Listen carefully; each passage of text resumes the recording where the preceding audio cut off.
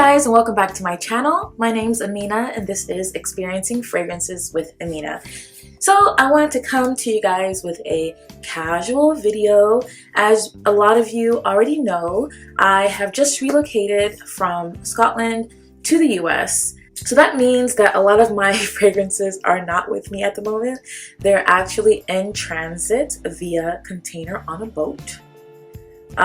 So it's gonna be a while before I get to play more with my favorite fragrances and my loves, my babies. I miss them dearly. But when I got home, I had a few fragrances waiting for me, a few exciting ones at that. So I just want to share those with you guys, and you guys can let me know if you will be interested in a full in-depth review of any of these fragrances. Yeah, so I guess this is kind of like a haul. So it's gonna be a total of, I think, 5 fragrances. One of them I did buy in the duty-free when I was on my way back home, so I'll just talk to you guys about that. Yeah, so let's go for it. We'll just call it a haul video. I think that's kind of appropriate. So let's start off with the one that I got in the duty-free. So I went to the duty-free because that's kind of what I do every time I go to the airport. Skipples and Skipples duty-free to me is the best. They have a huge store. I forget what it's called, but it's a store that has cosmetics, perfume, and they have a huge fragrance selection there. Mostly designers, actually all designers. They do have Tom Fords and, you know, like their private blends, but for the most part just like standard designer fragrances. When I first started sniffing around the store, I went towards the women marketed fragrances, but I really wasn't finding many that I really liked. Then I started going over to the men's section. And I found a few fragrances actually that I was considering getting, but I only allowed myself one. I tried one from Guerlain. It was Guerlain's L'Homme Ideal Intense. I love that one, but I didn't get it. I then went to the Chanel section. Actually, I didn't go to the Chanel section. The sales lady guided me there because she saw that I was looking at more male fragrances, and I told her that I wanted something leathery. I wanted a new leather fragrance, and I wanted to see what type of leather fragrances designers had to offer. So she immediately took me to Chanel and showed me Antaeus. And you guys know, well, maybe you don't know, but Antaeus is the first, I believe it's the first fragrance for men in the Chanel line. So as I said earlier, this is Antaeus Pour Homme. It's a leathery scent, but it has a lot of green notes in the opening. Green, fresh spice with a lot of castor oil in here to give it that animalic leatheriness. It's definitely, to me at least, it's a unique scent. Although after I wore it for a while, I started to realize that this scent reminds me of someone in my childhood. A man in my childhood. I don't know if it was maybe one of my uncles. I don't think it was my dad, but someone around me as a child wore this for sure, because this started to kind of trigger memories from my childhood, which I think is amazing. But a lot of people tend to describe this scent as like an ultra masculine scent, super masculine. I honestly didn't know that until after I bought it and I started reading about it. But when I bought it, you know, or before I bought it, the sales lady sprayed it on my skin, and I was like, damn, this is good. Like, this is really nice. I was surprised that it was a designer fragrance. Although I don't have a lot of experience with designer fragrances for men, because I tend to go with, you know, fragrances that are labeled unisex typically. Anyway, this fragrance did catch me by surprise. It performed well. I had a 9+ hour flight, and this stuck with me until I got in my mom's car when she picked me up. her and my sister said that I smelled good. And I was thinking, me? I'm sweaty. I was just on a plane for 9 hours. No. But they complimented me, and it was because I was wearing just one spray of this from the duty-free store in Amsterdam. So yeah, I was very impressed by this. I have a in-depth review coming soon on this fragrance, so if you're interested, keep an eye out for that. To me, fragrances have no gender. I typically wear what I like. You know, if it happens to be marketed towards men, that's fine. If I like it and I like how it smells on my skin, then I'm gonna wear it. If it makes me feel a certain kind of way, then I'm gonna wear it. So for this, even though, I mean, if you look at any review on YouTube or online, what you're gonna see or what you're gonna hear is this is an ultra macho scent. And I want to tell you ladies out there, don't be afraid to wear fragrances like this, or to at least try out fragrances like this. To me, trying this and a few others from the Chanel Pour Homme line, I realized that I think I prefer the offerings, or the more masculine offerings of Chanel, more than I do the more feminine ones, which I think, you know, because it's marketed towards men and those are marketed towards women, it kind of limits us as men or women or whatever. So I think it's just, you know, this just another example of the fact that fragrances shouldn't be gendered. For me, I wear this and I feel confident, I feel strong, not saying that masculinity equals confidence or strength, but this scent, just the way it wears on my skin, even though I do tend to use like the words masculine and feminine to describe, because it just gives people, you know, just generally gives people a better idea of what to expect with a specific fragrance. So this fragrance to me doesn't smell masculine, in my opinion.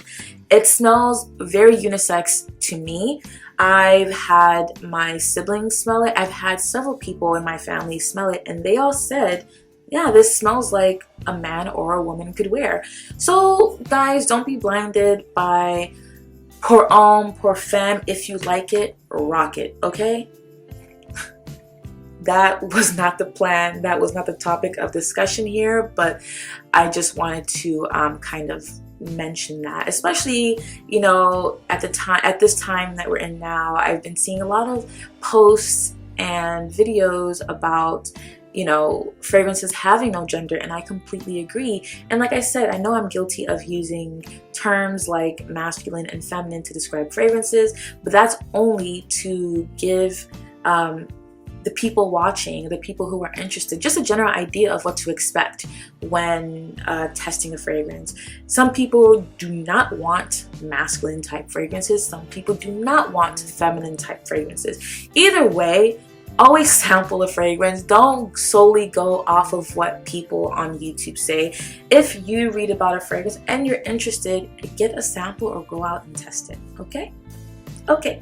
Anyway, next. Another fragrance that I had waiting for me is one that I never really had the desire to purchase or really try. I mean, I tried a sample a while back and I was like, nah, it's nice, but I don't get the hype. But I had an opportunity, well, an opportunity came up, let's just say, and I was able to acquire Baccarat Rouge 540 EDP. And it's nice. I mean, we all know what it smells like.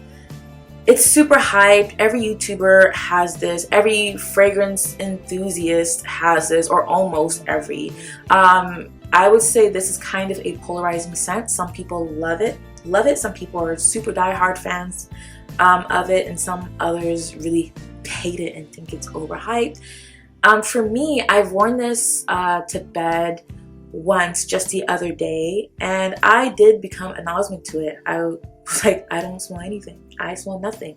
But then I woke up the next morning and I could still smell it in my room and on my skin. Now, what I need to decide is, do I like it enough to keep it? I don't know. I feel like I need to give this some more wearings when it starts to cool down, because as you know, in Houston, in Texas in general in the summer, it's ridiculous, and wearing a fragrance like this during the day and 100+ degree Fahrenheit weather is an absolute no. So I'll give this more tries once it starts to cool down and decide whether I want to keep it or decide if I want to sell it. But yeah, it's a beautiful bottle, very quality, very luxurious. It feels luxe. But yeah, I mean, we'll see. Next. Okay, so this is one that I've been having my eye on for a long time. I had a sample and I was holding on to like the little 1 ml that I had left because I was really digging this fragrance. And this is gonna be Love Don't Be Shy by Kilian's. Yeah, this is another scent that we all know in the fragrance community. It's a very sweet, fluffy, floral fragrance. It's pretty much a gourmand in my opinion with some florals. It just smells so sexy, so edible. This is definitely one of the popular ones in the Kilian line, I think. I love this. I'm so happy I have this. I love it. I cannot wait for it to cool down so I can get much more wear out of it. I still wear this sometimes to bed, just to kind of test longevity, to test how it reacts with my skin. It's definitely a linear fragrance and the performance is quite decent. It's not like super beast mode, but I think if I get the opportunity to overspray it, I will definitely do that, and I think the performance factor will definitely jump up a few notches. But yeah, so there's Kilian's Don't Be Shy, now part of my collection. So now for the big finale, I have 2 fragrances from this house. Before I show these fragrances, I just want to say a disclaimer. This house is very expensive, very luxurious. I don't really ever see myself really purchasing these at full price because they're just very expensive. Granted, the scents are opulent, they're excellent, the performance is insane, and the scents are just gorgeous. But the price, I cannot justify spending the money to the full price for these fragrances. But if you are interested, again, test the fragrance, see if you like it, and if you think it's worth the money, then go for it. If it makes you happy. I'm saying this now that I would never pay full price, but you never know. Maybe one day I'll smell one that I fall head over heels for and I'll just drop a stack. Easy. Is a stack 1,000? A band. Drop a band. Anyway, so let's start off with this one. So the house I'm talking about is Roja Dove. I know. But hear me out, okay? Quality performance, excellent fragrances. I think anyone who tries fragrances from this house is gonna find one that they love. Absolutely. Let's not even go there. I just want to show the presentation, okay? Because of course part of what you're paying for with a fragrance like this is the presentation, and it's top notch. I can't deny it. I can't deny it. I'm straight rider. Okay, here is the box, okay?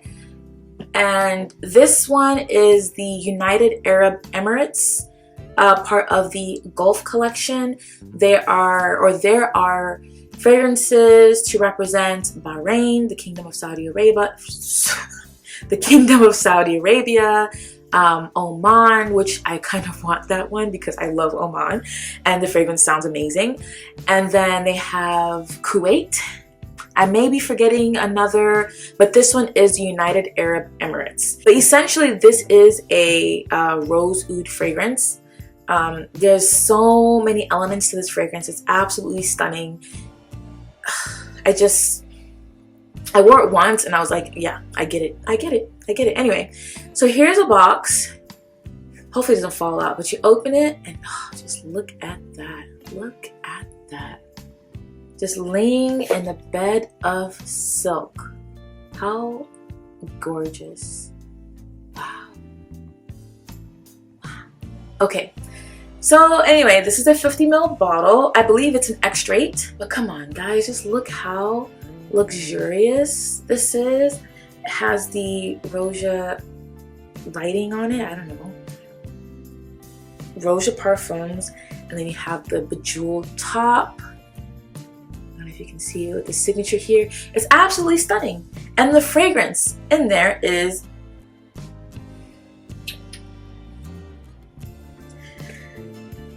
I honestly didn't fall in love with this fragrance until I sprayed it on my skin. I would just smell it here and be like, oh, it smells really good. Yeah, it smells really nice. But the day that I don't know, I felt froggy. I sprayed it on my skin and I was mind blown. Mind blown. Is it worth the money? It's hard to say. It's really hard to say. But these fragrances are spectacular. And I kind of hate to say it, but it's true. It's very true. The thing is, when something's good, it's good, you know. Whether it's hyped or not, if it's good, it's good. And I am never afraid to admit that. Now, if it was hyped up and it was shit, or the packaging was shit, or the prices was ridiculous, I'm not going to name any names, but fragrance one, I'm looking at you, then that's when I have a problem. But with something like this, you can see the elegance, you can see the look, you know, the luxuriness, the luxury. Anyway, so that is Roja Parfums, United Arab Emirates. The last one, guys, the last one in my haul is another Roja, and it's none other than Sweetie Aoud. Again, presentation is everything. I mean, again, you know, let's just do it again. Let's just do it again. You open it, hopefully it doesn't fall out. Bam. Lying in the bed of silk. Come on. I wish I could lie in a bed of silk. You know what? I think that's what I want. I'm gonna make it happen. The day that I get married and I am on my way, I get to my honeymoon, I want to be laying in a bed of silk before my husband walks in. That's how I want to be presented, like a Roja Dove parfum. Exactly like a rose. Come on, it's sexy, it's luxurious, it's rich, it's luxe, it's... Whew. Anyway, Sweetie Oud is another popular one from the Roja Dove line. It is their gourmand, one other gourmand. I'm pretty sure they have other gourmands, but this is like the gourmand that Roja Dove offers. It's a gorgeous scent. And again, a little part of me didn't want to like this because it's so hyped, you know? But I mean, I've worn, I don't know if you can see, but I've worn this quite a few times, even in the Houston high heat. I feel like it just works. It just works. It has this like buttery croissant accord in here, along with some beautiful spices, and you get that oud in the background as well.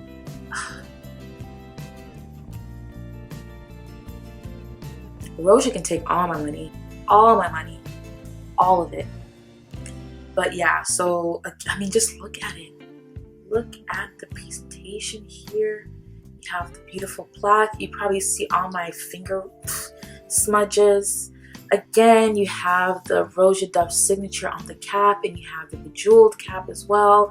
It feels heavy. It feels luxurious. It's everything. It's everything. And then a little part of me hates myself for liking this. For not liking this, for loving this, actually. And I hate to bring it back to the whole gendering or genderizing fragrances, but the United Arab Emirates, the other Roja Dove one, I remember reading reviews, and there was one specific YouTuber, it doesn't matter who it is, but they said something like, this is a man's fragrance, this is a special occasion fragrance for a man. I couldn't see a woman pulling this off. Again, you know, we can go over this all the time, every day, all day. I can wear it and I will wear it. To me, it wears beautifully on my skin. I don't feel out of place when I wear it. I don't feel like, oh my god, this is too... No, it just works well. Ladies and gentlemen, please don't be afraid to try fragrances. I know a lot of us do. I don't want to take that away from us. I know a lot of us do, but again, you know, just don't be afraid. Never be afraid. Just get it. How it works on one person's skin is gonna work differently on your skin, you know. So that is my haul. Like I said, if you guys are interested in seeing any like full in-depth reviews of any of the fragrances that I mentioned today, please feel free to let me know by commenting down below. Have you guys tried any of these fragrances? I'm curious to know what you guys think, particularly with Antaeus. I know it's a pretty retro fragrance that a lot of people are familiar with, but I wonder if it still has the same love as it did in the 80s when it was released. So yeah, let me know what your thoughts are on Roja, for example. Have you tried any Roja fragrances? Do you feel like they're worth the price? Also, MFK Baccarat Rouge. I know it's polarizing. A lot of people do love it. But tell me, if you have experience with it, how does it perform on your skin? Do you also get a nosewick to it? I know many people do. How do you find the longevity? I know it's a huge compliment getter, but yeah. Also, do you wear this in the summer? Because I feel like it's too sweet and too cloying for the high heat. But I'm really interested to know what you guys think. The Kilian one, I mean, it's beautiful. It's so beautiful. I love it. Yeah, I know Love Don't Be Shy is another popular fragrance for Kilian. I am interested though to try more Kilian fragrances. I've tried Woman in Gold, Rolling in Love, Intoxicated. If you guys watch my wish list, this and Intoxicated were on it.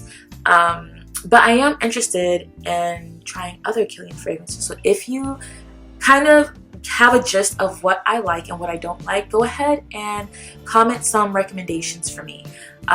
Anyway, thank you guys for joining me today. I hope you guys enjoyed. Make sure to like, comment, and subscribe, and hit that bell. Also, I feel like I'm asking you guys so many questions. Let me know how you guys feel about this new setup. Is it a bit too dark? Would you guys prefer more light? Yeah, just feel free to let me know down below. Okay? So I hope you guys have a great day. Thanks again for watching. See you guys later.